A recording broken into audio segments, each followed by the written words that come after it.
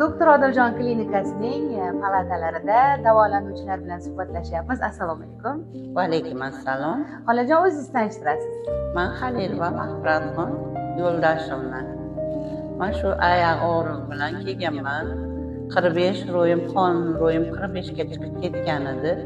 Kelib, shu yerda meni davolanib 8 kun bo'lgan bo'lsa, oyoqlarim yuriyapti. Mana yaxshi bo'lib qoldim. Xudoga ming qalla shukr.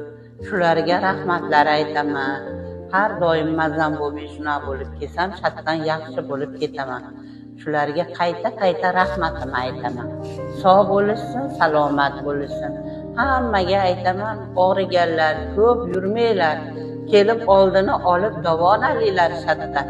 Yaxshi bo'lib ketasizlar, shatdan shifo topasizlar. Hamma doktorlarga ham, medsestralarga ham hammaga rahmat.